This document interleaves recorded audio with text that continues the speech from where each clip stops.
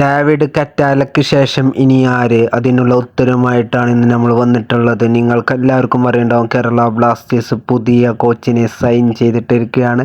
വേറെ ആരുമല്ല, welcome to Ashley വെസ്റ്റ്വുഡിനെയാണ് കേരള ബ്ലാസ്റ്റേഴ്സ് സൈൻ ചെയ്തിട്ടുള്ളത്. അദ്ദേഹത്തിൻ്റെ പേരിൽ വല്ല മിസ്റ്റേക്ക് ഉണ്ടെങ്കിൽ ക്ഷമ ചോദിക്കുകയാണ്. ഇദ്ദേഹത്തെയാണ് കേരള ബ്ലാസ്റ്റേഴ്സിൻ്റെ ഇനിയുള്ള മത്സരങ്ങൾ നിയന്ത്രിക്കാൻ പോകുന്നത്. അഷ്ലി വെസ്റ്റ്വുഡ് എന്ന് പറയുന്ന ഈ കോച്ചാണ്. കൂടുതലായിട്ടൊന്നും ഞാൻ പറയുന്നില്ല. നമ്മളെ തണുപ്പിക്കാനാണോ അതോ ഇയാൾ സീനാണോ എന്നൊന്നും നമ്മൾ നോക്കുന്നില്ല. ഇദ്ദേഹത്തിൻ്റെ ഫാക്ട്സോ അല്ലെങ്കിൽ ഇദ്ദേഹത്തിൻ്റെ സ്റ്റാറ്റസോ അല്ലെങ്കിൽ ഇദ്ദേഹം കളിപ്പിച്ചിൻ്റെ ശൈലിയോ ഒന്നും നമ്മൾ നോക്കുന്നില്ല. ഇനി വരുന്ന കേരള ബ്ലാസ്റ്റേഴ്സിൻ്റെ മത്സരത്തിൽ കേരള ബ്ലാസ്റ്റേഴ്സിനെ എങ്ങനെ നയിക്കുന്നു അതിനനുസരിച്ച് അദ്ദേഹത്തിന് ഇവിടെ കുറേ കാലം എന്നാണ് ഞാൻ പറയുന്നത്. ഞാൻ ഇത് പറയാനുള്ള കാരണം എന്തെന്ന് വെച്ചാൽ, നമുക്കെല്ലാവർക്കും അറിയുന്നതാണ് കേരള ബ്ലാസ്റ്റേഴ്സിൻ്റെ മാനേജ്മെൻറ്റ് എന്ന് പറയുന്നത്.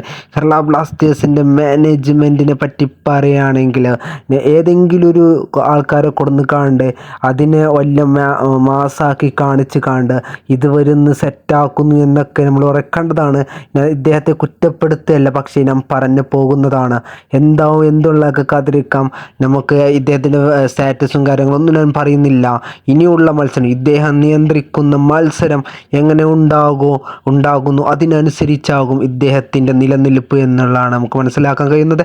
അതുകൊണ്ട് ഇദ്ദേഹം എത്രത്തോളം കേരള ടീമിന് വേണ്ടി, നമ്മളെ KBFCക്ക് വേണ്ടി കളിപ്പിക്കുന്നു, എത്രത്തോളം പോയിന്റ് ഇദ്ദേഹം കൊടുക്കുന്നു, അതിനനുസരിച്ച് അദ്ദേഹം അല്ലെങ്കിൽ ഡേവിഡ് കറ്റാലയെ പോലെ അടുത്ത സീസണിൽ ഇതേ ടൈം ആകുമ്പോൾ അദ്ദേഹത്തിന് പോകാമെന്ന് ആശംസിച്ചുകൊണ്ട് ഞാൻ ഇവിടെ അവസാനിക്കുകയാണ്.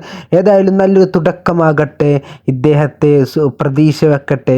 കേരള ബ്ലാസ്റ്റേഴ്സിൻ്റെ ഇടനെഞ്ചിൽ കയറി പറ്റാൻ ഇദ്ദേഹത്തിനെ കൊണ്ട് പറ്റട്ടെ എന്ന് ആശംസിച്ചുകൊണ്ട് ഈ വീഡിയോ ഇവിടെ അവസാനിക്കുന്നു. ഇതുപോലത്തെ വീഡിയോസിനായി ചാനൽ സബ്സ്ക്രൈബ് ചെയ്ത് സപ്പോർട്ട് ചെയ്യുക. Okay, by.